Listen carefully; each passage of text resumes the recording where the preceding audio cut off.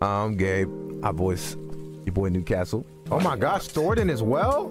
Oh my goodness, I am not worthy. Hey, yo, listen, he was another guy I was checking out during my time of silence, because he would come out with those news so fast. Hey everyone, Thordan Smash here, and there's some pretty exciting news today. We are finally getting rank changes in Season 18. The devs gave us a first-hand look at what some of those are going to be, and we're going to discuss that. But along with that, there's some new inside information about how the weapons are going to be changing, and SMGs are, well, you know, they're going to get nerfed. We're also going to go ahead and give out the Valk Prestige skin, which is going to launch next Tuesday. All you gotta do is like, comment, subscribe, and a winner will be announced in tomorrow's video. But without further ado, let's talk about what we can be expecting in all this Season 18 stuff. So let's go ahead and start off with some good news going into Apex Legends. Yesterday, we got a brand new update where finally the spawn on control points in control has been fixed and the mode is re-enabled in the game. Along with that, the tridents that were invulnerable due to Fuse and Rampart has also been fixed, a crash caused by stickers, and some gun run matches requiring more than one knife kill has also been fixed. Don't get me wrong, there's still a ton of other issues in the game, but those are some big changes going into this week. Along with that, there is going to be a completely different rank system going into Season 18, as the devs did give us a ton of stuff to know about, such as the ladder points are going to be completely reworked for Season 18. Along with that, they're deploying a series of fixes that will address several issues associated with ranked tuning, and it will further refine rank tuning and stability, promising an even tighter and more competitive rank system. Unfortunately, that was a little bit vague, but in the patch notes we got a lot more information, such as the fact that adjusting ring timings to increase mid-game encounters and ring damage tuning to enforce players playing inside the ring, which will be pretty interesting to see. There's also a ton of other ones that they put in there, such as decreasing overall LP gains, adding a specific rule set that only applies to Diamond Plus, which is a really needed adjustment, adding a minimum elimination bonus increase based on the player's MMR, which unfortunately we still can't see, and hopefully they said updating matchmaking to better handle players that are actively challenging their MMR. But we've heard many times that they're going to actually change the matchmaking, so we'll actually have to see if that ends up working. This stat was actually shown for Season 17, and this is the time spent idle during the match, and as you can see, it has absolutely skyrocketed at the start of Season 17 compared to anywhere before that. Right in the middle of the graph is where Season 17 kicks off, and camping, as we all know, has been a huge issue, so we're hoping that in Season 18 we can finally look forward to some of these great changes being added in. But today we're going to be talking about what's going on with the weapon changes, as this season is going to be the one that we get the most changes since Season 14, when we saw the Wingman turn into a sniper weapon, the Spitfire being turned into light ammo, and it seems like this season they're going in the same direction. The first thing we need to go over is that in ALGS, as you can clearly see, the Prowler was king, the SMG. The Nemesis was next up, but followed by that is the Car, the R99, and the Volt in 5th place. As you can see here, the SMGs in Apex Legends have become a huge issue, and some would say, well, that's due to aim assist, allowing controller players to be very good up close. Others would just say that they are just overpowered at the fire rate and close range engagements, especially with legends like Seer and Horizon, whose abilities actually slow characters or stun them or pull them to a center mass, which would allow for a quick fire rate to absolutely mow down players. I will say that I have heard a specific change coming to SMGs, and that is the fact that they will be receiving drop-off damage. Now, Apex Legends doesn't typically have drop-off, and that basically means that after a certain amount of distance, they start doing less damage, which makes a ton of sense. The only other weapon that actually uses that in Apex Legends right now is the charge rifle that I am aware of. And it makes a lot of sense. You shouldn't be beaming someone with an R99 or a Car SMG from 200 meters out doing the same damage as if you were close up. We'll see if that actually goes ahead and changes any of the big meta in that regards, but it's a good way to go ahead and fix the SMG meta, which has grown very powerful in the game and left a lot of weapons, you know, underutilized. But speaking of that, there are a couple other weapons that are going to be changing, as supposedly I've heard that pistols and snipers will both be getting a huge buff as well. I don't know what the buff is quite yet, but pistols are only really viable with the hammer point rounds, as most of you know. They're just not as good as the rest of the guns in the weapon, and really only something you use if you get off drop. I don't think it will be hammer points again, because they've tried that experiment and they brought them in, taken them out, so it'll be interesting to see what they do with that. We do know that the longbow is also looking to get a buff. I've heard numerous times that they are messing around with it. The longbow is one of the oldest weapons in the game, but when you compare it to other snipers, while it is very good, it isn't anything that people really pick up when compared to something, say, like the Sentinel or the charge rifle. Speaking of which, the charge rifle has been a controversy in Apex Legends for the longest time. It's been considered overpowered, a hit scan weapon, and while there is damage fall off, it doesn't really seem to impact people picking it up. I do know that there is going to be a new version of the charge rifle. It's something called the cooler charge rifle, although from what I understand, there might be a whole new model going along with this thing, and that it's going to completely rechange how charge rifle and snipers are used in this game. Overall, they're just trying to find balance and tune the weaponry, especially as we have the brand new weapon mastery class, which is a little busted right now, because as you all know, if you just run around holding the weapon, you get the max max amount of XP you can get. So I'm hoping that with all these changes that they have planned for the meta in season 18, that they go ahead and fix some of these stuff with the progression systems tied into it as well. Let me know down below, how do you feel about the meta changes going on with Apex Legends for season 18 along with the rank changes? Also, don't forget to check out the second channel by my editor Novell right here, which makes amazing great content for Apex Legends. And until next time, Legends, keep slaying the Outlands, and I'll see you out there.